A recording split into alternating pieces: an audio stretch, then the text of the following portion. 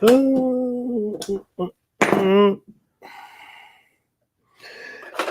we started a little early.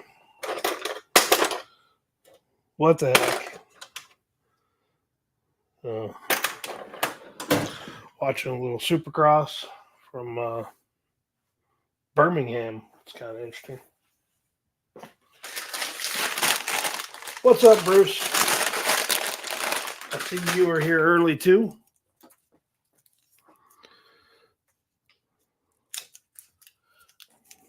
We'll get started in just a couple of minutes. Oh, am I down? Ooh, that's Cooper Webb. Just watching a little Supercross out of Birmingham, and I forgot. I always keep forgetting Saturdays is Supercross day, but whatever. Hey, Bridge Burners, what's going on, man? I'm glad it's a perfect time. Well, usually when I do these live streams, I usually try to do them around this time on Saturdays. So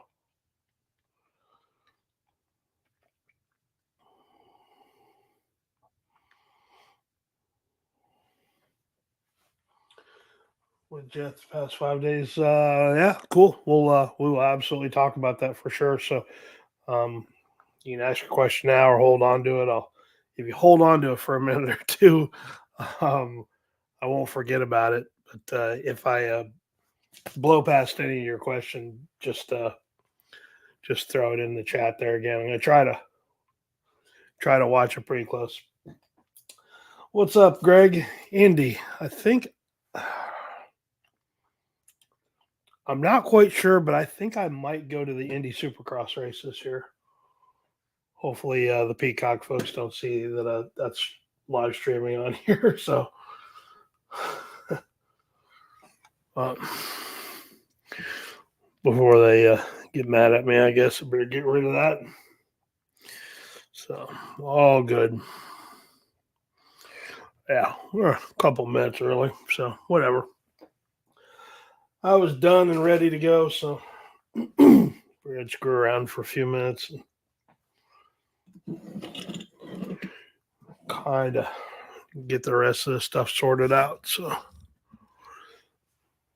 I guess audio and video is good. So it's kind of funny. I've talked about this a couple of times, but I use StreamYard as a deal, and I wish they had on there. I can see the video on my laptop, but I wish they had like an audio meter so I could see that, hey, that you guys can actually or should at least be hearing it. But I have to rely on you guys telling me, hey, I can't hear you or everything's good. So I appreciate the feedback.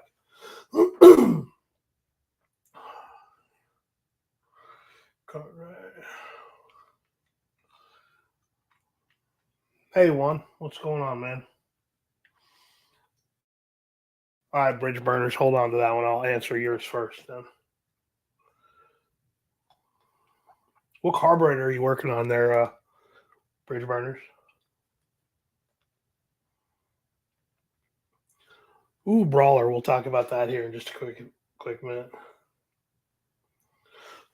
I love going to Indy. I love Indy for obviously all the motorsports reasons, but I enjoy Indy tremendously because it's an end of the year show for us for PRI, and that's the best show of the year. I've done a bunch of live streams from there, and it's just killer. SEMA gets all the recognition, but PRI, that's what I love the most. So,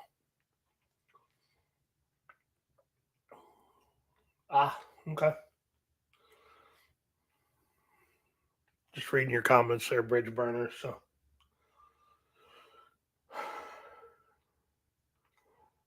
all right. Well, I got some questions rolling in, so I guess we'll just go ahead and get started. It's time anyway. So I appreciate you guys stopping by again. Like I said, I'm going to try to do these a little bit more frequently. I know I keep saying that, but I may end up doing a Saturday live stream and then just dropping the normal video on Sunday. So I appreciate you guys stopping by. Let's talk about real quick. We'll go back here and look at Bridge Burner's comments about his. Yeah, what is that what kind of carburetor is that? I'm assuming, is it a top down style, side draft style? I'm not familiar with the Grizzly. I think you said it was Grizzly. Yeah, Yamaha. Um, Sometimes those are a little funky, and I'm not a really big motorsports carburetor guy. I used to. I'm gonna keep going back to this, kind of crazy. Edelbrock years ago had their Quicksilver carburetor, QWIK silver, and that was their power sports carburetor. Weber also made that for them as well too.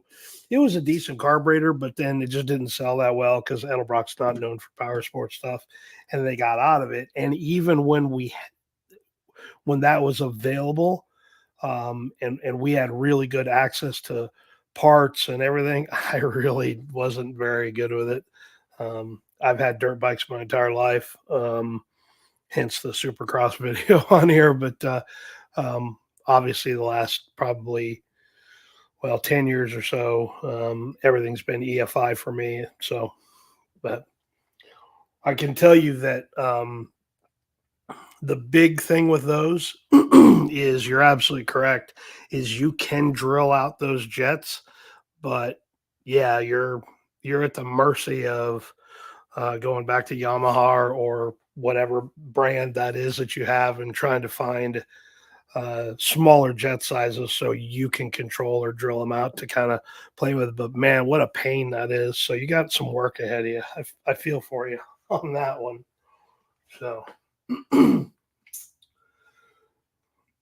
oh, let's see here. B Pat B. Nice. I'm glad to see you stop by, man. Hopefully your little Mustang's working well. It absolutely. I know you. I think you're a coupe, but obviously been a Chevy guy my entire life. But 66 or 7 fastback car is on my bucket list. Before I die, I will own one of those cars. I'm just scrolling back here. Look at some of the other comments.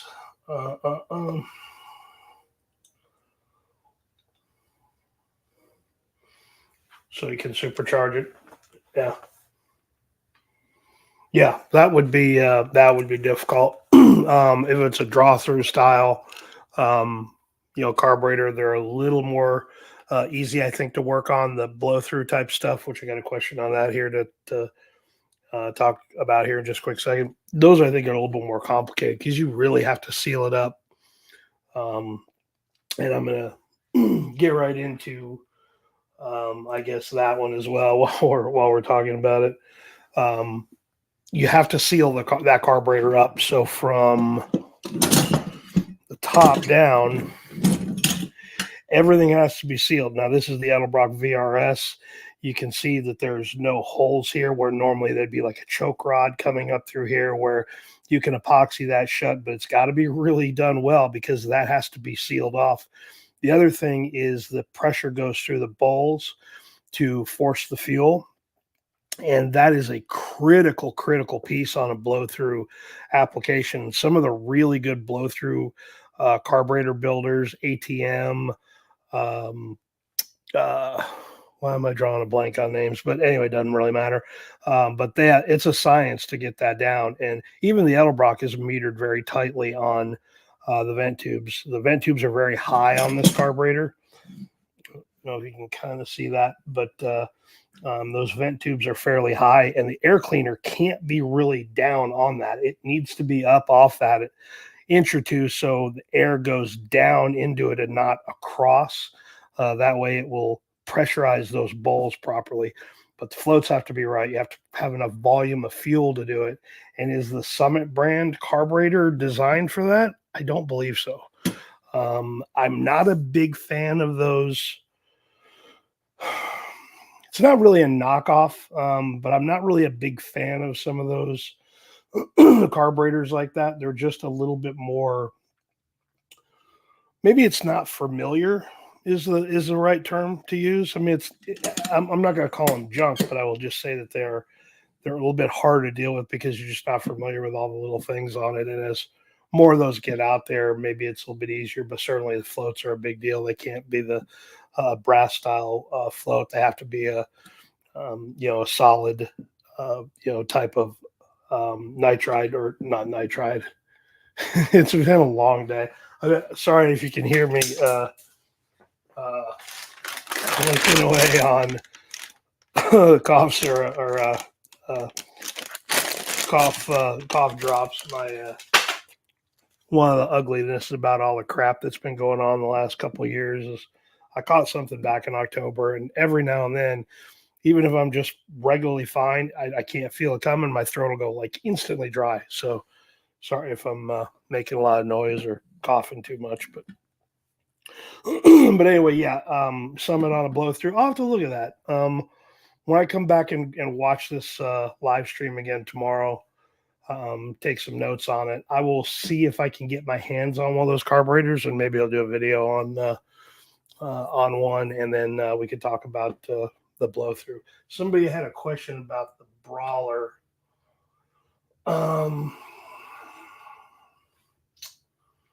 Where was that? Oh,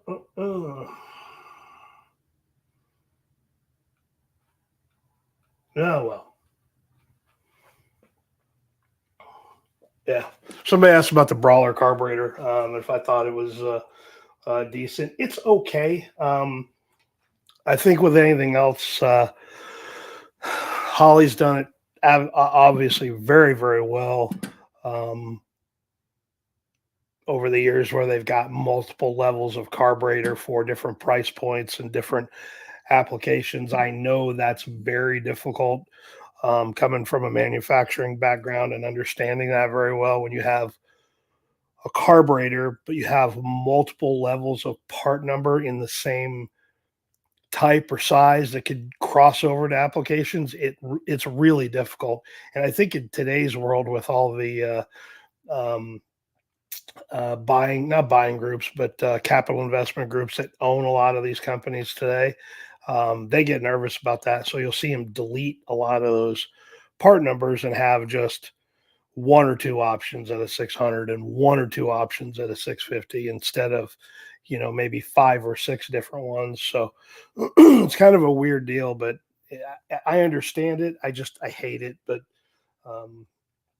But anyway, back to your question: is a brawler a good carburetor? I think it's got its place.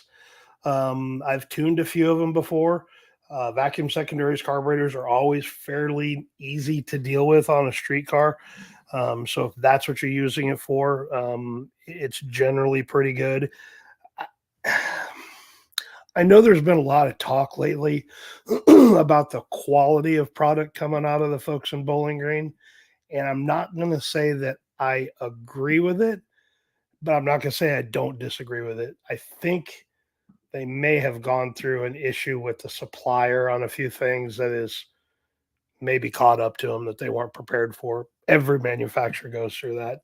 And right now, unfortunately, Holley's got some downside to some things going on right now. The economy sucks. Business is not very good right now. And regardless of, what you think about anything going on politically, it's a difficult climate out there for folks. So maybe that's what they got caught up in. I don't know. I can't really say when that started, but I haven't worked on anything recently within the past 3 months, 6 months, maybe, where I've had a Holley carburetor where I thought this thing's a pile, send it back, get another one, and we'll retune it or rework on it.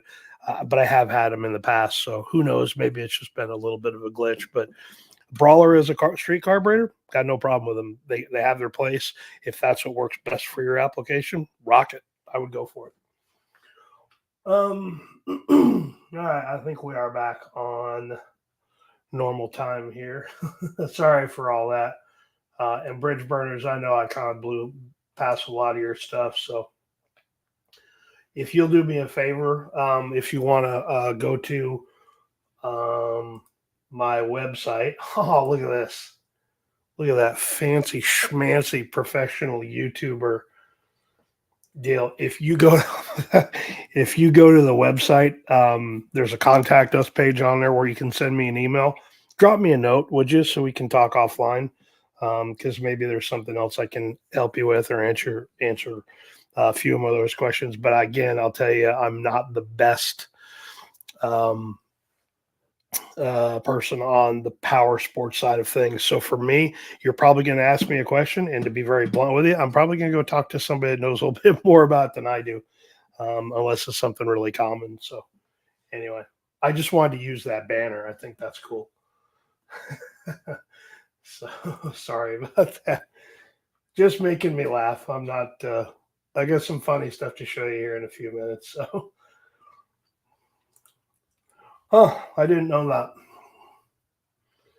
I had no idea. I don't follow a lot of that, but I do know that Summit. That's an absolutely beautiful Mustang. Yeah, great car, dude. You're making me envious. But I know that stuff changes fairly frequently because Holley doesn't, or Summit doesn't have anything invested in it. They don't care. They buy it from overseas. It comes in. They do a really probably basic QC on it, make sure it's all in one piece, and out the door it goes. So if sales tip over and don't do really well, they get rid of that kind of stuff all the time. So it's kind of the rough part about working with anything that's kind of an offshore or house brand type of stuff is they just come and go so quickly. So it wouldn't surprise me. I haven't looked to see what their offering is, but let's see. I was lost something else here. Can I cap out both PCV tubes on my Durshine and vent to air?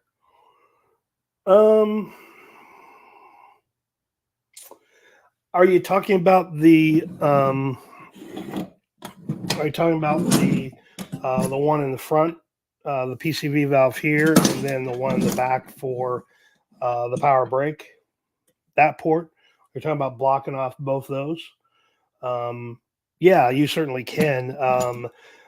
I will tell you that on a street car and even on a race car in some applications, but on a street car, pulling that out of the crankcase through the valve cover or wherever it is you're pulling it from, it's really beneficial to the engine. The PCV is one of those things where you can look at it a couple of different ways. You know, when you go back to the old school 327, 283 stuff that had the road tube on the backside of the engine that just kind of, puked it out, anything out the underside of the car or whatever, wasn't environmentally friendly, but anything that helps evacuate the crankcase. And here's another thing to go to your question there.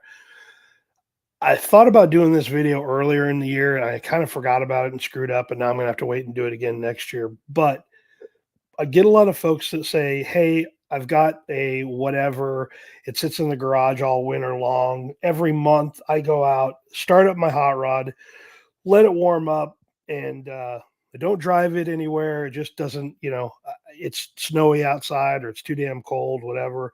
I'll let it warm up temperature, blip the throttle a few times, just enjoy hearing it, shut it off, and then I'll come back and fire it up a month later. Is that a good idea? Absolutely not. And here's the reason why. It goes back to your PCV question. The crankcase is there to get a lot of the water out of that environment as well. When you have heat and you have something that can hold on to it, there's moisture in the air, and that's what generates it. If you have a hot rod that you're doing that with, Speed Diagnostics is the name of it. I did a YouTube video on it. If you will take an oil sample at the end of your winter time, beginning of your springtime, when you're going to go out and drive it, do an oil analysis and drain it, you are going to find a ton of water in there. And is that good for the engine? Absolutely not. Best thing for a car to sit in storage, park it in the fall time, and don't fire it up. Don't touch it. Well, you can work on it, play with it, whatever, but don't fire up that engine to put heat back into it. Let it sit. That's not my opinion on things. If you look at the folks at anything that the oil folks, Lake Speed on his I think it's his channel is called the Oil Geek now. You need to follow that channel if you're not. Gives you a lot of information on oil. He will tell you that exact same thing. It is not good to just fire it up, because when you do it and bring it up to temperature, all that water that's in the air in that crankcase now becomes water as it's pulled out of there, and there's nothing else to pull it back out of there. So, like the next day, if you go out and fire up your street rod in a normal environment, the PCV valve will evacuate all that crap, or most of it, out of there. You're not going to get rid of all of it. It's going to get into the oil a little bit. And that's what the PCV is designed to do, is get rid of that water and crap out of there.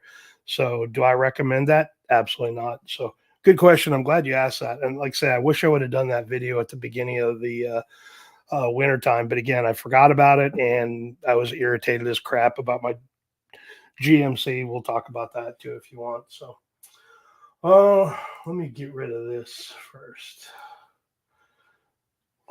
That was funny for a minute. Now it's just annoying. So,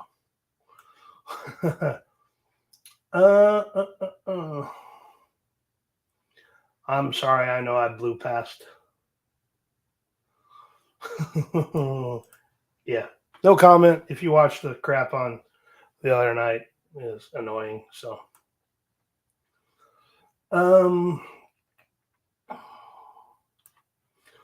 yeah, Greg, like I said, if I wouldn't, I would continue to run the PCV, especially if it's a street car, and if it's a resto mod where you're still cruising around on the road. Even on the 283, I know the valve covers are cool on those because they've got nothing in it. The oil fill tube maybe is still in the intake manifold for you, and all that, but evacuating that crankcase is a good thing. It's a good thing for the oil, and the oil is the lifeblood of that engine, obviously. And you want to keep getting that crap out of there. So I'm a big proponent of it. I know that's probably not what you wanted to hear on that, but yeah, I would always try to run something to evacuate that crankcase.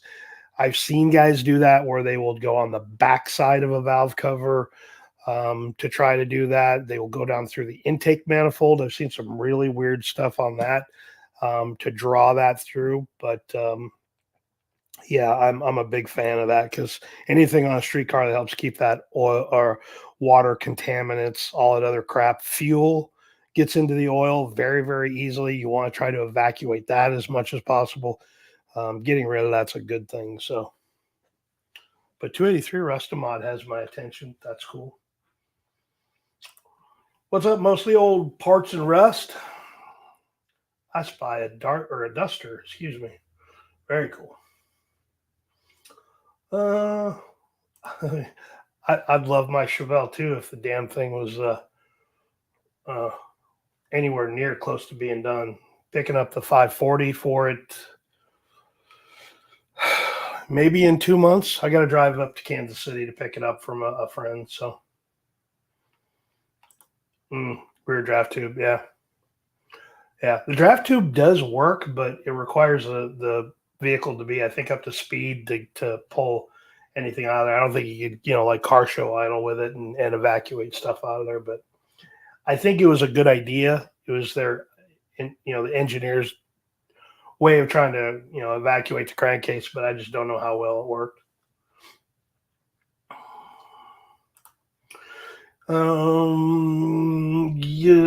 Yeah, the EGR is a little bit different, I think. The PCV, I wouldn't look at it as an emissions piece. I'd look at it as trying to get the crankcase clean, or keeping it evacuated from at least as many of the contaminants as you can. Hey, trust me, if there wasn't autocorrect on crap, yeah, forget it. No one would understand a word, I would say. So even though I consider myself fairly educated, yeah, I can't spell for crap. Yeah, that's your best bet I think is try and use a catch can. Anything that will help pull it out of there. And I know if you're trying to keep under hood looking factory or clean, without a lot of hoses and extra stuff down there, sometimes but it's got to kind of weigh out the pros and cons of it, the demands of it. Decide which one's best for you. Yep. I would agree. For sure, Greg. I think it's a great idea if you can make it work. Yes, they do. The 2704 is the off the top of my head. 2704 is the intake manifold, the EPS with the chrome fill tube in it, and then I think um, I don't know. I'd have to grab a catalog, but yes, they do. They do. Sorry, don't go by my part number. I guarantee I screwed that up. So I'll probably not. I think I'm pretty close on the 2704, 2703. You can Google it or go to the Edelbrock Summit and check that part number, but I think that's pretty close. It's one of the bad things about working in the automotive industry for so many years. I remember part numbers for crap that I should never have stuck onto, but when you sell a ton of them or work with it a lot, you tend to remember them all. So I'll be full of dementia in the nursing home, trying to chase after young nurses, and I'm going to be talking about 2701 Edelbrock intakes and 4777 hollies, and it's ridiculous. Um, yeah. So on that, yes, that's where the catch can comes in on a turbo car. Excuse me. Again, I talked about that a minute ago, where my throat will just go dry right there. Weird. But yeah, that's what most of the guys on the boosted side will run is a um, uh, not like a PCV valve, but they will run a catch can. That way they can ensure that they're not boost leaking out of the carburetor anywhere. And, um, there's a lot of reasons for it, but I think the catch cans are really good. And I did a video on that not long ago, or well, maybe it was long ago, maybe it was a year or two ago.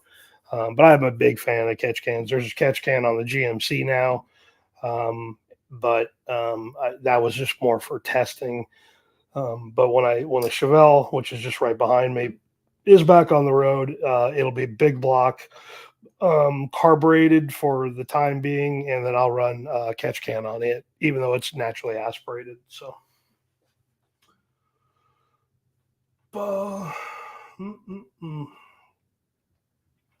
let's see here. Carburetor from Field Edition. Um, that's one that's really. I got into a discussion with somebody in a Facebook group. Um, it's not the tarantula; it's a scorpion intake. Crap! I don't have an intake manifold here. But if this is an engine sitting here, front of the engine here, back of the engine here, that old Scorpion intake, the carburetor was cocked on there. The reason why the Edelbrock engineers did that at the time is they were looking for better fuel distribution on those Chevrolet engines, and Ford has that problem. I think pretty much most of them, depending on what the firing order is getting good fuel distribution to every one of them. And that's how they tried to solve it, by cocking the carburetor a little bit so it would change where the venturi were in relationship to the runners, and trying to feed some of those runners that starve. It's typically the back runners that tend to starve a little bit on those engines, where you're not getting near enough fuel in there. But the cool thing is, it's like everything else, technology changes, and learning how runner design, volume, size of a runner, bigger's not always better type of thing. That's been a cool deal with today's technology, to watch that, to where you can data log fuel distribution by each cylinder, and timing, and EGTs, and AFR, and all those things. That's what I love about technology, is being able to do all that. So it's hard to say. Short runner can be much better, but on a street car, short runner, you give up something, give up some low end torque, unless it's an EFI application in a port style, like the Edelbrock ProFlow. Um, who else has a port style? I can't remember off the top of my head. RHS used to have one.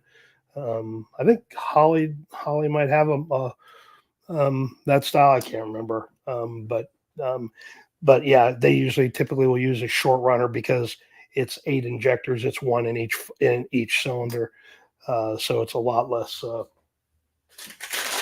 It's a lot less. Sorry, I'm back into the cough drops. It's the fuel distribution is better. So on a carbureted intake, it really depends. You're going to give up a little bit on a carbureted intake when you go with a long runner, dual plane style intake. But what you get out of it is you get that low end torque. You may lose a little bit of fuel distribution, but a lot of times you can just kind of fatten things up a little bit, change the lash a little bit on those cylinders.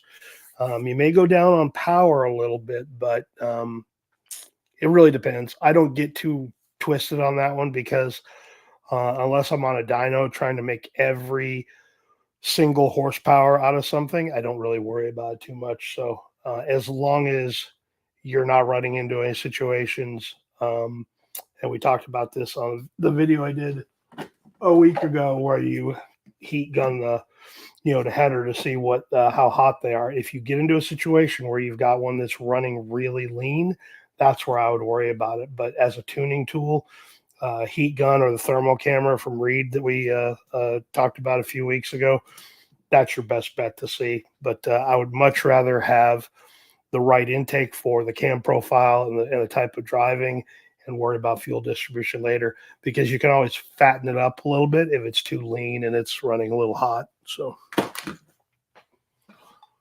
let's see. Well, that's a good one. Flying Mikey's shop. The BPAB is going to love this one here. Mustang, former tuning, I got about 1404, older issued heads, pull off PC, plug it, and the RPMs drop. Yes. It's very normal. It can go either way. I've seen it go both ways, but yes, it's pretty common because if you're pulling the air and some sort of mixture out of there, it's very common where you can pop that PCV line off the carburetor and the RPMs do funny stuff. It's common. If you're working on something where you need to have that capped off for whatever reason, just cap it and you're good to go. But yes, very normal. Yep. It's coming probably sooner than later given my age, but we're not going to talk about that today. Okay. All right. I think I got caught up, but I know I missed a few of you folks, and I apologize about that. Trying to think of what I was. Oh, something I got into a conversation with somebody here recently, and I just want to talk about it a little bit. And I don't know that I'm going to be able to test this right away, but the more I think about it, I may do it because I need to purchase some engine dyno time, not chassis dyno time. But I think I've got somebody here, I say local, they're 4 hours away from me, that will give me an engine dyno over a weekend to play with it. But I had see if you can see that. See the casting line on there and that little, yeah, you can see that, I hope. See that knot that's on there? It's just the casting and how it comes out of there. Somebody said that, when they buy a new carburetor, whether it's Holley, Edelbrock, Demon, doesn't matter what it is, they will take it completely apart. They will sand all these down, polish them up nicely just to take all the casting mark out of there. You can kind of see that little ridge line right there. They said they'll always smooth that over, gain a little bit more CFM out of it, yada, yada, yada. It's a total waste of time. I would never, ever, ever do that. Even if I was trying to make that last little 1 or 2 horsepower, I don't think it makes any difference, but I would like to test it at some point. I would like to see that, to take a booster and clean it up and take the Venturi on the primary and the secondary side. Typically, the secondaries, depending on the type of carburetor it is, are not too bad. The edelbrocks are fairly straight through, but they say they'll polish them or clean them or remove any of the little casting flaws or blend all these over really well. I wouldn't touch any of that stuff, and reason being is that carburetor was designed with that in mind. So as the air goes through there, it pulls air through the booster, or the air goes through the booster and creates that vacuum drop on the underside of it that pulls the fuel through the fuel bowl through the booster and meters the proper amount of fuel and air into the engine. And when you start monkeying with all of that, I don't know that, if you made any really heavy modifications here, thinking, I just want 10 more CFM, just give me 10 more CFM and I know I can make 50 more horsepower out of it. I don't think you're going to get that. One, you're not going to get any power, but you're going to disrupt that relationship between the booster and the, if you get aggressive with it. I think if you did just a regular polish and took that really tiny lip out of there, hey, by the time the edelbrock carburetors have probably seen that, and then certainly seen it on a booster. I grabbed a couple of boosters here. I can't see the part number, but this is out of probably a 1406 or 1405 maybe. It's got that casting mark on there. You can barely hear it catching my fingernail. That's an annular booster out of a VRS. I think it's out of the 750. Doesn't really have one. It's got a little step on the underside, but cleaning all that stuff isn't really worth the time. But I would like to do that. I'd like to clean up a booster, check it, see if it makes any difference in AFR. Certainly, you can check it on the backside with EGT. But then I will go to the extreme and then really, really take material off here and really, really take material off the inside and try to blend this out and see if it really screws up with the fuel delivery. And we can check that on a good dyno that's got that data logging capability to see how much fuel is actually getting metered through there. But again, I told that guy that I would when I did my next live stream, I would talk about that. And I know we're 37 minutes in right now, but hopefully he's watching and he'll see that. But yeah, I'm going to say no, it makes no difference. And even if on some odd chance you gained a horsepower, so what? How much time are you going to lose to gain that? So I'm not trying to make fun of it. It's just, I just don't know that I would do that. Let me look back to the comments here.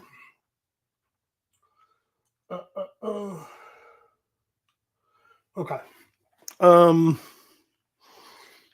What else I want to talk about? I should have written this down. Carburetor. Back to the banner. I did a video last week's video was just the sale video.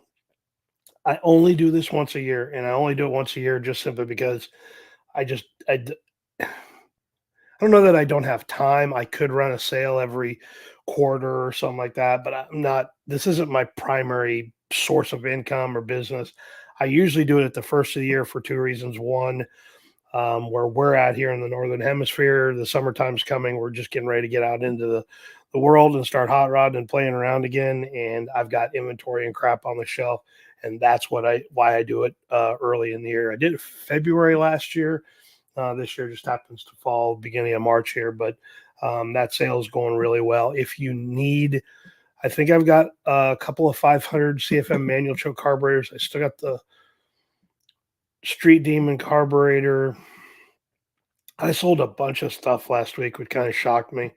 I was actually out of town all week, and I just got back, but I was running my wife ragged, sending her to the post office to drop off crap. But I wasn't really expecting that. Usually I'll sell a couple, but I had a lot of inventory on there. So if you need anything, you can certainly go over there to the website. Last week's video, it's only like 7-8 minutes long. There's a 20% off coupon code if you watch it. If you need something, I think I've got a couple more things I'm going to add to it tomorrow, but But yeah. So anyway, man, I feel high speed like a professional YouTuber and all that with, you know, banner ads and crap in my video. How cool is that? Let me see the comments. Looks like I'm still caught up with everybody. Oop, maybe not. Yeah. Yeah, those that generation of small block. Were they into the LT1? I think they were. Yeah, it doesn't matter. Yeah, the problem with the computers back then, really, and actually based out of Memphis here. I forgot about that. There was a company called Hypertech. They're still around. That on those cars or those generations, the way that they tuned the computer back then, pop the case open on the computer, pull the PROM chip out of it. You'd get another one from Hypertech, or I can't remember the other companies that did it back then. Plug in a new PROM, it would recalibrate or give you a little bit more spark and the ability to add more fuel to it. But yeah, in today's world, I huck all that crap. But no, you're not going to be able to keep the computer controlled Q-Jet. It is completely controlled by the computer, and you can make some changes to it. You can change hangers and rods and jets in that thing, but you really don't get a lot out of it unless the computer commands it to accept the new fuel. So I would replace it with an older quad. If it was my vehicle anyway, I'm just giving you my thought. I would replace it with an older Q-Jet if you want to maintain that, which I think is absolutely cool. But yeah, I would get rid of it, and that way go just a regular distributor. Get rid of all the computer controlled crap from that era. Um, Not a knock on it from back then; it just wasn't what we expect today. But yeah, can't can't keep the computer controlled Q-Jet. It does meter or change the how those it's been a while since I had my hands on one, but I think it changes the by the vacuum of it, it pulls it out of there, so it'll change the how much fuel goes in there. Because really, even back then, those 305s in those cars, and even the 350, the LT1 350, they didn't make a heck of a lot of power. Were they 170, 180, 200 horsepower at the most? So yeah, if you want to keep it, but you'll just struggle a little bit with it if you want to keep it for nostalgia sake. Which there's probably not a lot of those cars left on the road today that have that old school, computer controlled ignition and carburetor that are still kind of running and operating as a performance type of deal. But if it was mine, I would get rid of all of it and put a, older Q-Jet on there that you could tune and make work for you. So, okay. So, all right. Okay. What else did I have? Talked about the sale. Oh, I was just going to tell you a little bit, I guess, about um, some of the videos I have coming up. But one thing somebody asked me about, and I should have had grabbed his comment, but hose clamps, dime a dozen.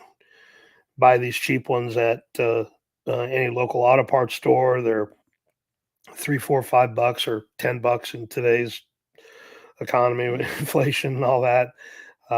They're okay, but I absolutely hate these damn hose clamps. I think I didn't do a video on these, but I've done a couple of Instagram posts maybe, and I think maybe a short here or something. But my go-to for hose clamps, these are made by Comp. They're called Gator clamps, and they are really beefy. I don't know if you can kind of see how the edge is rolled over on that. So there's no sharp edge on this thing. Where on these old ones, or this old style, it's got a pretty rough edge on it.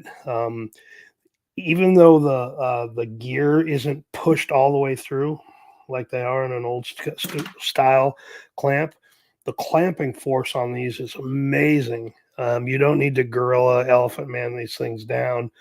That positive interaction between the screw and the clamp is amazing. So if you're watching, I don't think I should have probably just linked the short that I did, but anyway, I absolutely love these gator clamps. They're a little bit more money, but really, when you're talking about it, it's probably, I don't know how much the hose clamps are these days. I've got a ton of those damn gator clamps. I just bought a whole bunch of them because I used almost all of them on the GMC. But these gator clamps are priceless. Even if they're double the cost of what you get in an auto parts store, these are absolutely the tits. They're just awesome. They never strip out. They never, never kind of walk themselves to where you kind of lose the interaction between the worm gear and the holes in here to kind of keep the clamp down. Once you lock them down, they stay that way. Just absolutely love these damn things. I found them 8 or 10 years ago, I think, when Comp came out of them. But I will, after the video uploads to YouTube, I'll leave a link to these gator clamps down in there from the CompCam website. They're not affiliate link or anything like that. But I absolutely love these things, and once you get used to using them, you'll love them too. But really killer. So yeah, that's one of the part numbers if you want to look it up online. But yeah, I absolutely love those damn things. I know Comp doesn't make these, but whatever manufacturer they get these from, these are just absolutely bitching. Love those. So anyway, I told you I'd talk about it. I can't remember what your name was, but sorry about that. I had a question. Oh, yeah. Again, I'm almost like a professional YouTuber here with, throwing up images like this.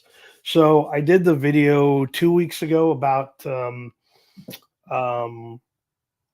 spark plug wires and the ohms of resistance that are in them and what they are by foot. And his motorsports number here is absolutely ridiculous.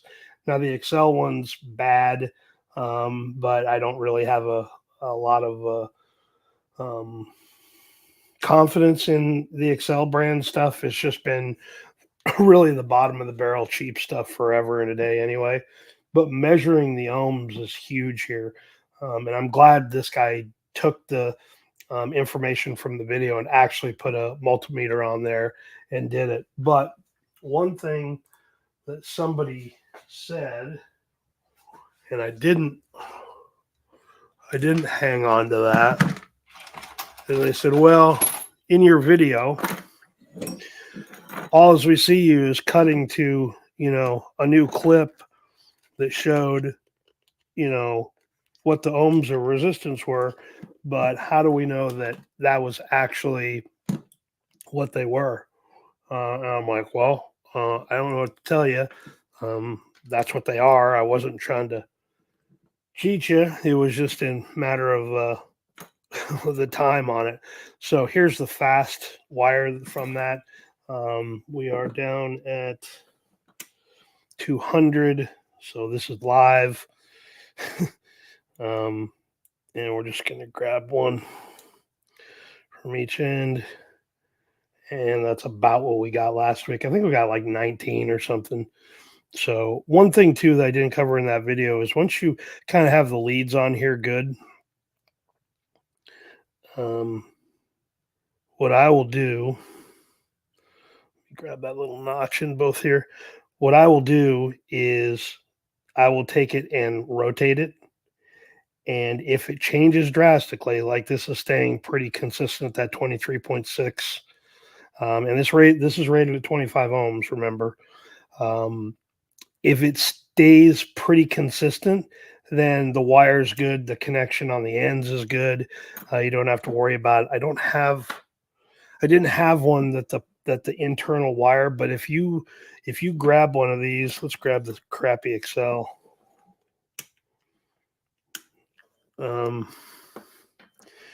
But if you grab one of these and you start bending it around like that, and it starts fluctuating wildly, the wire's crap. The insulation is cracked and it's gotten into the core and it's started to separate it. This one's good, even though that's an awful measurement for a 500 ohm of resistance wire. It's at almost 5,000. Um, it's still at least in good shape.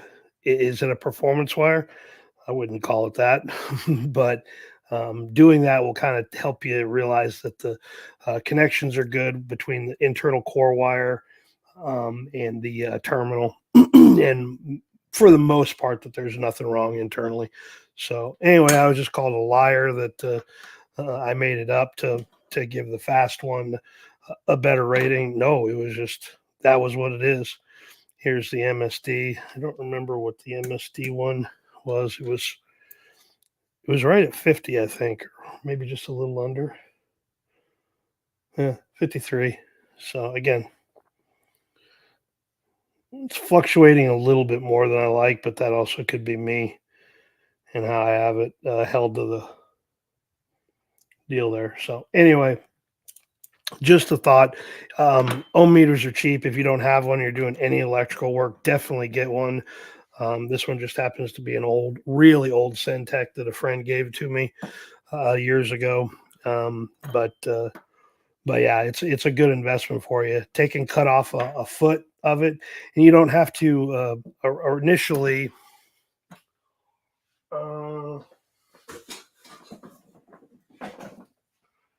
Yeah, yeah. I don't have one, but initially, all I did was cut off the end and expose the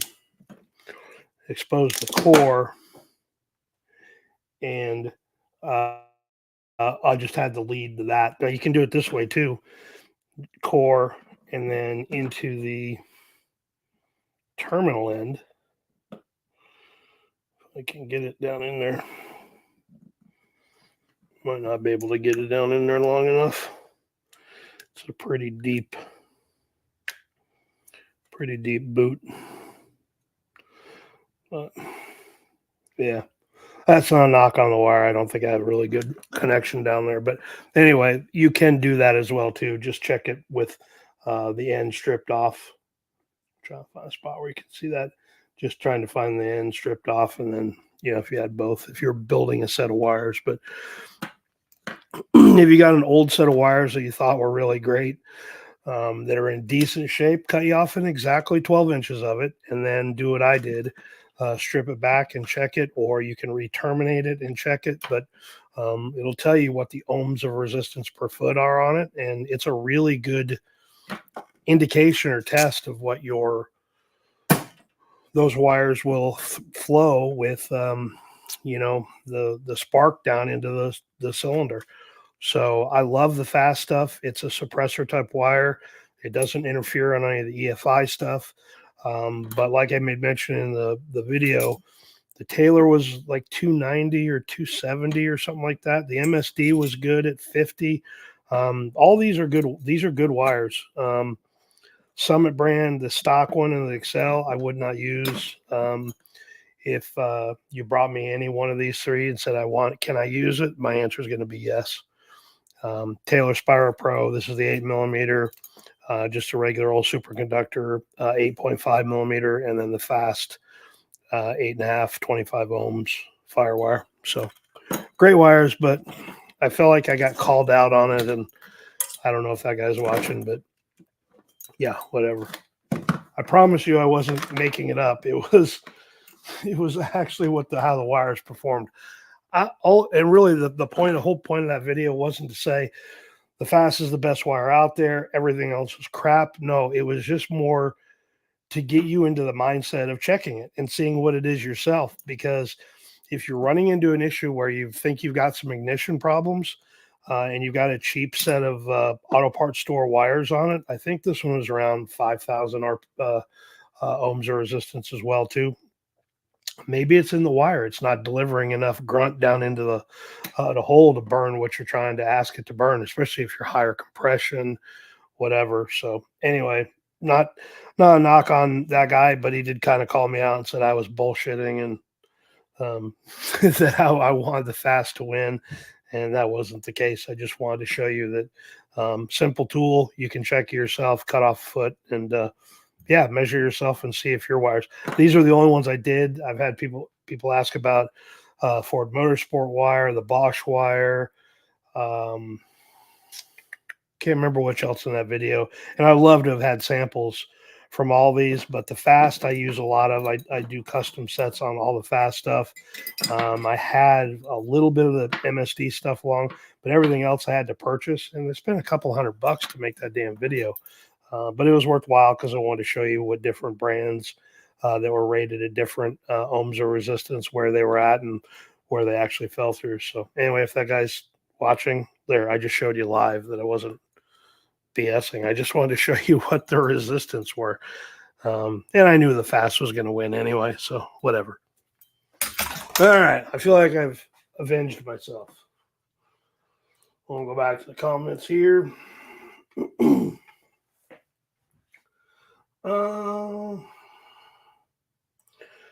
Back to your what type of distributor? You know, the ready to run MSD is pretty good. The any of those easy run type distributors, you don't need a spark box on a stock engine really, unless you're doing something really crazy and you want to put a two-step on there, or you need to retard it for nitrous or something like that. But any of those really simple, even I'm not a real big fan of the Street Fire MSD line. It's their Chinese offshore knockoff to bring the price way down. They're typically okay, but you got to be hypersensitive to grounds on those, and anything that has a poor ground on electronics these days will fry that distributor in a heartbeat. But the ready to run or the easy run from Fast, Edelbrock's got a ready to run type distributor. Pertronics has one. I would use any one of those. You're fine.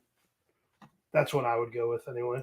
So 4-barrel brawler carburetor. Yeah, we're definitely going to do that. I did one idle mixture screw video. Gosh, it's been a couple of years now. My plan is, Kevin, is this year to do another couple of those on engine to show you exactly, here's step by step how I go through it. But I will just quickly kind of walk you through it here. The first thing I do before I touch anything carburetor related is verify ignition and make sure the timing is where it needs to be. Now, where does it need to be? Now, I'm down here a little closer to sea level. I'm about 500 foot above sea level. So everything that I tune on a little bit of a performance engine always starts around 12 degrees before top dead center and goes up to around 14. That's kind of generally the range that I operate on. Now, my mom lives in Santa Fe, New Mexico. She's at 7,000 feet, way above what Denver is. I will always start at around 16 degrees before top dead center and go up to 18. So your elevation makes a big difference. So make sure your ignition system's in good shape. Plugs are changed. You got good wires, right? We just talked about that. You're delivering what the spark needs to be down there. Then you can start tuning for idle mixture. And we talked about that in that video. And that's basically, how you're going to do that for just about anything. But we will, excuse me, we will do, this is the 650. So that'll go on the GMC truck. That is a 4-corner idle. So we'll do that one. I will probably have by then either a brawler or a standard 2-circuit idle mixture with, I think it's an 800 CFM, but I'll grab a carburetor, whether it's an 80457 Holley or something like that to show you. But the steps that I did in that idle mixture screw video are pretty close to what it'd be for the brawler anyway. So it just happens to be the Edelbrock ones are up front, where the Hollies are on the side. So yeah, that's a fact, Jake. Mr. True Metal Jake. I hope it's Mr. Don't mean to assume your gender. Sorry. Um, but yeah, that is true. You can throw off the rating a little bit with that. There's better ways of doing it. I've got a good friend that's an electrician that watched the video that I did with it. He's like, man, he said, he said, I know what you were trying to do and you weren't wrong, but, it's just insulting to my architectural sensibilities or however he put it. I don't remember. It made me laugh, but you're absolutely correct. So, but we got us close anyway. Um, Aaron Anderson says, okay, just idle on the secondary side. Get transfer slot based. Yeah, I think if I'm understanding you is if you've got maybe a little bit more aggressive cam profile and you're trying to adjust a edelbrock style or even like a basic um, holley style carburetor. I'm gonna throw you off a little bit with this, but I get a little not irritated, but it always piques my interest when I see people say if it's a holley, you need to always set the primaries and open up the throttle plates enough to put a square to square off the transfer slots. And I don't disagree with that, but there are plenty of indications and plenty of times where I don't do that. The milder the cam, the less that transfer slot needs to be exposed on a holley. And there are plenty of times where I've tuned it where I will shut that transfer slot down completely before setting anything. And typically on like a 212, 218 intake exhaust duration cam profile, you're probably not going to need to expose the transfer slots that much. It doesn't need to happen that way. But I always kind of cringe a little bit where people say that's dead on. You have to do it for everything. So I'm assuming that's what you mean on a holley style carburetor.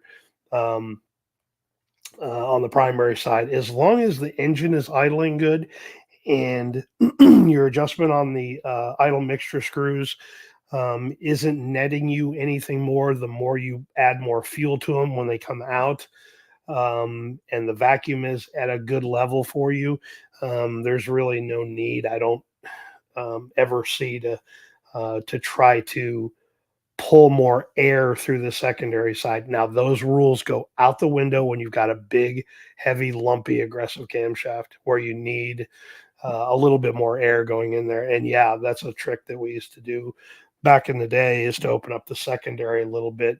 I hate it when folks talk about that they're going to drill the throttle plates on a carburetor. Please don't ever do that to that poor carburetor. It didn't do anything to you. You ruin it at that point. You can't go back. Well, you can. It's just a pain in the ass to do it. All these are staked generally from most manufacturers are not designed to come out. So don't drill them. It's a permanent modification that I absolutely hate to deal with. There's generally other ways of doing it.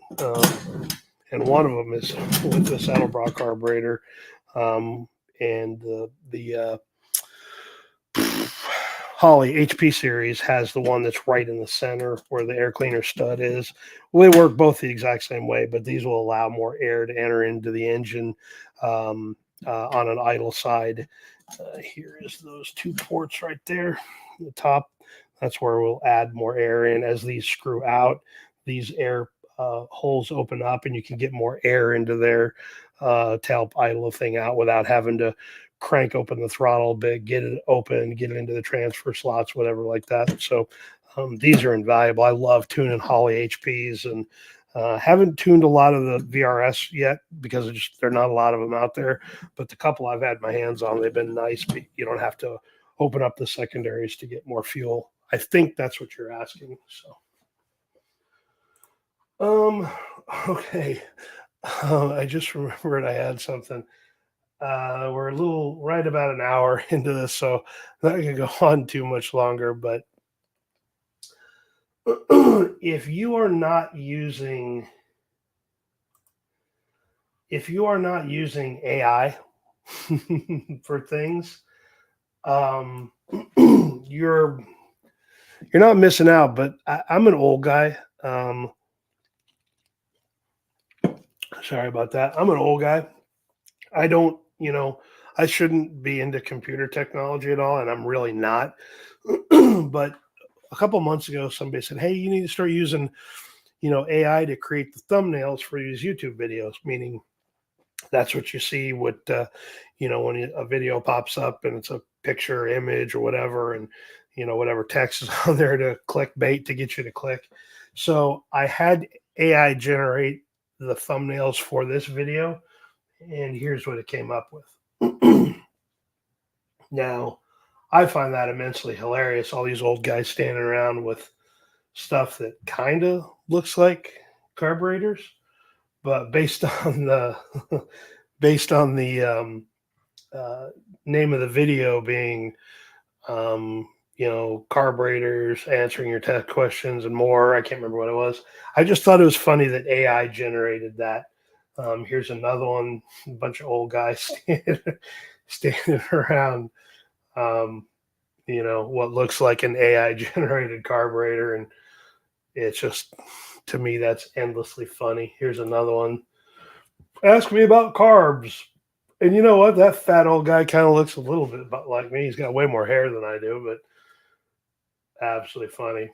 Here's one that I sent to somebody that was giving me a hard time about. I can't remember what we were talking about, but he was. I'm sure you guys have seen memes and stuff about, the guys standing around in the New Balance shoes or whatever, the Corvette guys or whatever. So I sent him that one, and that's an AI generated deal. A bunch of old farts sitting around in a bunch of lawn chairs at a car show with coffee and their their jean shorts and all that. So I don't know. Maybe it's just a creative side of me. Maybe it's just a jackass side of me. I don't know what it is, but those things absolutely make me absolutely hysterically laugh. So anyway, if you're not using AI for stuff, consider it. If whether it's in your work or you're professional or you're just screwing around, type of stuff. There's a lot of fun stuff out there. It's going to be interesting to see what AI does. There's some YouTube channels out there that are just strictly AI generated, where somebody will put in probably 2 or 3 paragraphs of text and say, "Okay, now go create a video on it based on this information that I gave you." And some of it's not bad, but it's really, that AI voice type of deal, like you hear in, some shorts or TikTok videos or something like that. So it's a little weird, but it's just where we're at today. And I just thought um, you know, all the old guys sitting in lawn chairs with their jean shorts are funny because it's not going to be me, because I really hate car shows and sitting around like that. I'd rather go drive with a bunch of people, and power tour type stuff is exciting and fun to me, but sitting around at a car show isn't fun. But I just thought that was hilarious. So sorry about that. Thanks for indulging me for a few seconds or laughing about that. So, listen to oh, sorry, one more here from Aaron. Says primary transfer slot. Yeah. Again, it just really depends on how aggressive it is, and if you got an RV style cam on a edelbrock carburetor, I don't expose any of the transfer slot, none at all. I leave it alone. Um, if you're going to use a 650 AVS2 style carburetor, which, well, the Thunder Series, but I don't have an AVS2 out here. 650 on a 454 is fine. On that type of cam, 210, 206, 195, whatever that intake duration is and exhaust is, are typically fairly low. It's not going to RPM very well, but you don't need to. It's a torque engine. It's designed to, build a lot of grunt down low, and you don't need a lot of carburation. Hell, I've run 500s on 454s tons of times, and people get irritated with me when I say, I'm putting a 500 on your car, whether you like it or not. And then you can go out and drive it. And if you don't like it, I will buy it back. I will put on whatever you want and tune it for you, no extra charge or whatever. And they're like, hey, wow, this thing's has more throttle response. It doesn't stink full of worth of fuel. And It runs better than I've ever had. Yeah, because we didn't overcarburate the damn thing. Um, I will probably do a video this summer where I take the 350 in the truck and I'll put it's got a 650 AVS2 on there now. I will put the VRS 650 on there as well because we'll start playing with that, do some tuning videos on that. But then I'm probably going to take a 850 or 950 because I do have one that I built here it's got a Proform body on it. And I think that one's a 950. I'm going to put it on the truck and just show how complicated that is to get the AFR down right and show where the rough spots are in it. And then we'll do an oil analysis to see how much fuel is in the oil. All those things negatively impact it. Can you put a great big massive carburetor on that 454 because it's a big block Chevy? It needs at least an 850 CFM. All the Quadrajets were 850, dude. Yeah, but they didn't run that way. Um, you know, that's why the primaries were tiny on a spread bore Quadrajet style carburetor. You don't need all that CFM to make it run really well. Not when you're cruising around town, driving whatever. But an RV cam, you're not going to RPM the hell out of that thing anyway. So 650, you're fine. But yeah, I would tell you that on that application, I would, as long as the ignition's good, your timing's set right. You've got a good regulator on there so you can control how much pressure the carburetor's seeing and how much flow you're getting to it. 650 is fine. You're never going to outrun that thing. You're never going to lean it out. It's never going to lose throttle response or performance. You're not leaving anything on the table. Use that one thousands of times.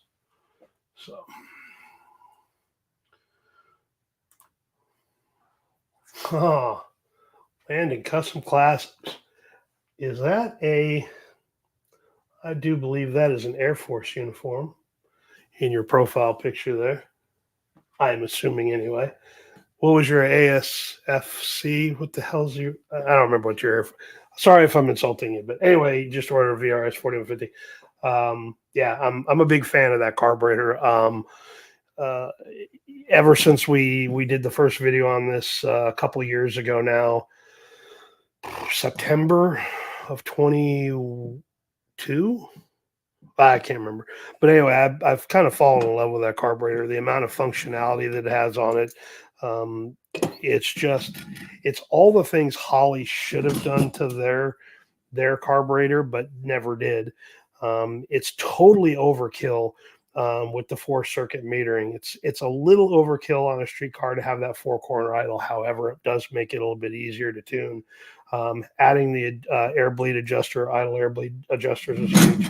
Having a carburetor that has a dedicated TPS that isn't a great big honking thing that sits off to the side is amazing. I can't wait to have this for guys with a or guys or girls with a 4L80 or a 5R55 or something that needs a throttle position signal, and having the ability to use that on there on the street car, even if you don't use all of the the 4-circuit metering for the idle and the wide open throttle and the 2 intermediates, doesn't matter. Just that alone for a street carburetor is a hell of a deal. Now it's taller, so you got to fight with that a little bit. But yeah, I've fallen in love with that carburetor. This one is my 650. If you go to Slant Daily Garage and check out Shane's video, he put this carburetor on his Slant 6, and I don't think he tuned it at all. I think he just set it and cruised it around, and I think it was getting fairly decent mileage. It's a Slant 6, but he did do a video, a little bit of not really a tuning video on it, but I lent him my carburetor. He's local to me, just lives, I don't know, 30, 40 minutes away, something like that. But yeah, I'm a big fan of that VRS carburetor. So, two 4-packs of wideband and put them each upright. Yeah. So the thing about the O2 sensor is, yes, you can look at cylinder, hole, whatever the case may be. But I will tell you on a typical V8 engine, the best thing for that is 102 sensor in each bank.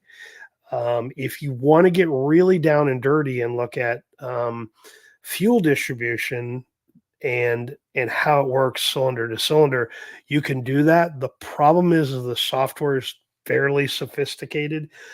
Holley's uh, Dominator will do that. I don't know if they go O2, but there's enough channels in there where you could probably go up. But what most folks do, and what most folks do on the dyno anyway, is 102 in each bank, and then each cylinder will have its own EGT right up close to the cylinder head into the header. That will tell you how, with the temperature. If the temperature spikes, then typically you're too lean, and then the O2 will tell you how lean it's getting, but it doesn't tell you how lean bank to bank. But typically the EGT is a really good way of cheating it, and then the O2 will tell you what the mix is out of that bank. But I don't really, I don't really think that unless you are a really, really wild and crazy, you know, all in, um, street outlaw type of car or a racer where you could get away with that. I don't see that there would be any need for it, but having like I've got the fast O2 sensor, dual wideband Bluetooth sensor that I have that goes in either hole. The truck right now just has the O2 sensor in the passenger side, but the Chevelle behind me, when it's back and running, I'm going to run two O2 sensors, one in each bank.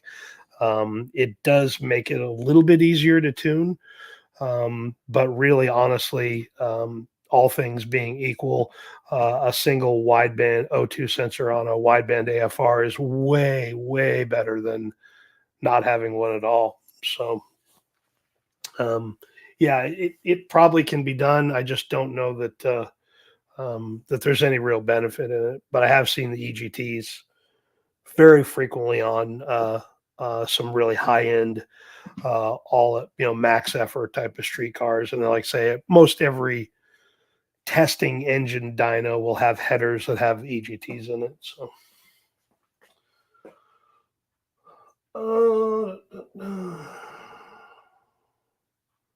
Oh, nice. I when I was in high school, I almost bought a 67. I can't remember the year of that Thunder. It was massive, but it had a 398 on it, I think. But yeah, I like that car. Those T-Birds of that era. They're big and bulky and heavy and all that, but I think they're totally bitching. Love those cars. So okay. Well, that's really just about all I guess I had tonight. I'm like I say, I feel okay, but I know I sound like Patrick Mahomes half the time with Kermit the Frog deal, and I've been sucking down these freaking cough drops to keep myself talking. But I don't feel bad. It just the more I talk, and I spent all week talking, and yeah, I usually don't do that. I'm fairly, don't communicate that way. I communicate mostly through, email, whatever like that. But it's been a rough week for that. So I'm hoping that all that crap goes away. But from what I hear, all the garbage that people have gotten over the last couple of years since COVID, and whatever variant this is of it, it's just your life from now on, which I'm not going to be happy about. But I guess I'm still above ground. So okay, well, I guess unless you guys got any other questions, again, that's really all I had tonight. I just wanted to get back on here. Like I said, it's been forever since we did a live stream. I'm probably going to try to do these at least once a month. And then Saturday is always my live stream day. And then Sunday I'll usually kick out a video. But because I was out of the office, so to speak, all week, I didn't really have a video. So I just figured I'd pop on here real quickly and talk about a few things and laugh at some AI stuff. And like I said, sound like Kermit the Frog.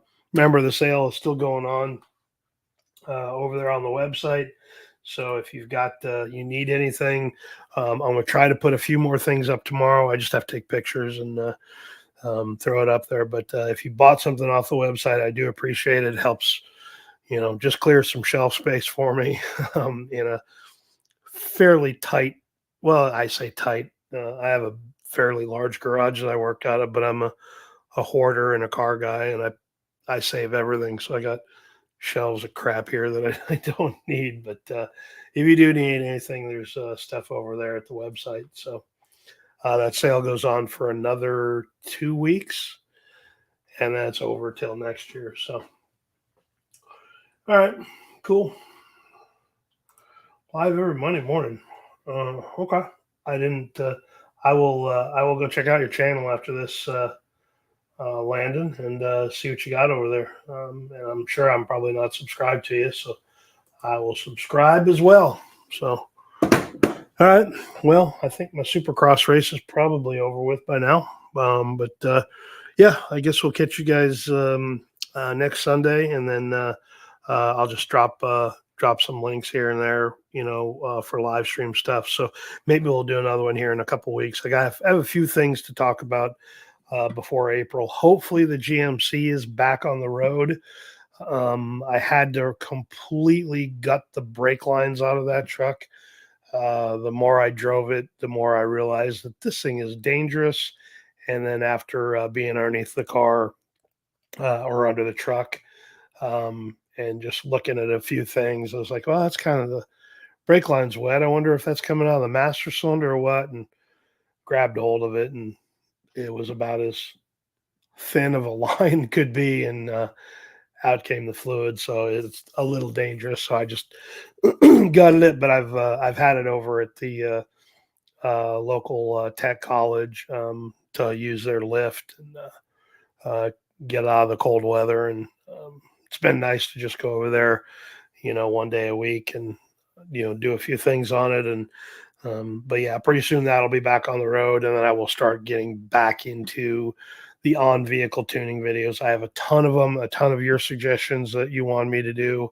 But we're going to start out fairly simple. We'll tune the 650 on the truck, and then we will start just tuning other types of carburetors on there, and then all sorts of variables that people had asked for, AFR tuning. Like I said, we'll do, how to tune with an AFR gauge. That's going to be a really good one. I'm probably going to do another lifter video again here pretty soon, because I got a lot of heat with the last video I did on lifter crown, and, saying, well, when you buy a set of flat tappet lifters today, you should always have them ground. No, you absolutely should not.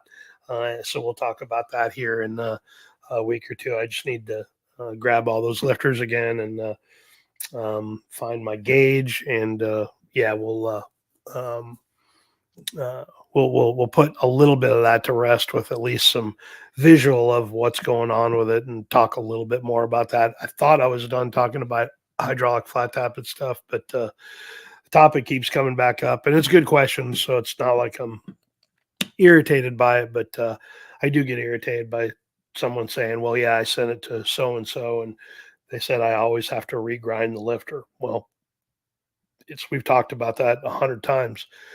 The crown on a hydraulic flat tappet or solid flat tappet lifter has to match the taper on the camshaft. And you can't just arbitrarily assign a crown to a lifter, even though you can grind that into it, without addressing the taper on the camshaft. The two are designed to work together. And that's what we're going to cover in the video. So we'll actually, show some different brands of lifters and what their actual crown is on it, and what the taper is on the camshafts that they recommend for it. So anyway, I'm not a machinist really by trade, but I do get irritated by some of the bad information out there, and people thinking, well, you always have to regrind lifters when you get them. And that's false. Couldn't be. And I would hope that those machinists, if you asked them that question that way, that they would say, no, it depends on the taper on the camshaft. That it's like peanut butter and jelly, and, whatever the case may be, that the two have to match. They have to go together. So I'm hopeful to get that video out here done here pretty soon, quickly. We'll probably also do some booster videos because the booster comments I got on some of those were a little wild. We'll probably take a 650 CFM carburetor, throw the 500 CFM boosters in it, see what the AFR throttle response is like, and then we'll throw the great big boosters in it as well too, and just see that. So I've got a lot of fun videos like that coming. So it should be a pretty fun summer. I think I'm going to have some more time here to be able to do all those things. So anyway, it's coming. So let me check back to the comments here.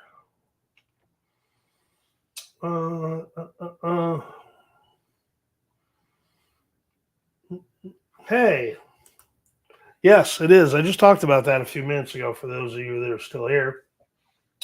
That is the 650 that was on your Slant 6. And I told them to go watch your video because, again, I'm a huge fan of that car. I'm a huge fan of your channel. And for those of you that don't haven't subscribed to Slant Daily Garage, go check it out. You will not find a more technical resource from an actual engineer that can walk you through whatever it is you want to talk about, whether it's he's got great videos on degreeing in a camshaft and, little tricks that he's done on those Slant 6 engines that he's built. Again, he ran my VRS on his Slant 6. So if you want to watch a really technical channel that's just from an old Mopar guy that really knows what the hell he's doing, that is a good follow. So go watch a few of his videos, subscribe to his channel, and trust me, you're not going to go wrong there. You're going to learn a lot. Yeah, that's cool. I actually know Riley fairly well. I got her sticker down there. She texted me the other day. She was all excited. She's in the Motor Trend article that just came out for the International Women's Day, and I love stuff like that, especially, yeah, she's a girl, so that kind of makes her a bit of a unicorn, but I just love seeing young people involved in the industry, and that's why I do the volunteer work that I do with the local high schools here and their tech programs and their automotive shop program. We've got a car show coming up here in a month with those kids. But anything that gets those kids excited about the crap that I've done for way too long in my life, I just love that. And it's not as bad as people think it is. There's still those shop programs out there. They haven't all gone away. They just changed the name of it. It's STEM related stuff now, science, technology, whatever. But yeah, I love the folks at Riley's, and they'll do you good over there for sure. So, all the time. Everything's situational, so it really depends on intake manifold, carburetor, what the what size. Oh wow, my light died a while ago. But yeah, idle mixture is idle mixture. You're going to you're going to start out where you start out. And as you're going through the tuning process with the vacuum gauges on the ported or manifold side, whichever your camshaft is demanding that you're pulling for timing into it, yeah, you can go lean, you can go rich. But typically when you're adjusting these idle mixture screws, you're always going to go lean or rich anyway, just to verify where the best engine vacuum is for whatever it is you're trying to tune. So yeah, do you lean out those mixture shoes all the time? So is it the final adjustment? Sometimes not. Just kind of really depends.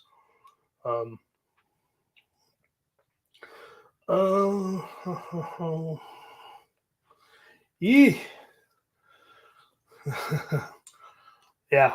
I don't know a whole lot about, but Piston Twisted Garage, who he's kind of killed his YouTube channel. He's on Instagram now, but he's done a lot of Solex rebuild carburetor stuff. Most of the Solex stuff he's done is motorcycle related from 50s and 60s. But yeah, there's I love that about carburetors, that there are so many different designs and types. And, these are just the American type stuff with hollies and edelbrocks and thermoquads and, quadrajets and, all the stuff that Ford had. But you go around the world of all the other different types of ways to deliver fuel. It's just cool to see them all. But fortunately, it's all just fuel and Bernoulli's principle of how the Venturis work and how it's siphoning fuel from the bowls to the Venturi into the airspeed to get it down into the engine. That stuff geeks me out. I love all of it. So, but, all righty. Well, I appreciate you guys stopping by. And yeah, we're way over what I wanted to hold you here too. But thanks for hanging out for a little while with me. And I guess we'll catch you guys next week with a video. And yeah, we'll do some more live stream stuff. Typically do on Saturdays. Again, Slant Daily Garage does his on Wednesdays. I know he's kind of walked away a little bit from that, but if you go follow his channel over there, you'll see some of his past live streams that he's done. Watch a couple of them, and I think you'll be pretty impressed with his knowledge of things. And I mean, hell, I watch it every, when I'm in the garage, it's in the background because I'd rather listen to somebody that's deadly accurate with what they're doing and extremely knowledgeable on how to do something, because we all learn something new every day. And I damn sure do from Shane over there at Slant Daily. So go check him out. Alrighty, Landon, I'm going to go check out your channel here right now. So, alrighty, guys, I will catch you next week. See ya.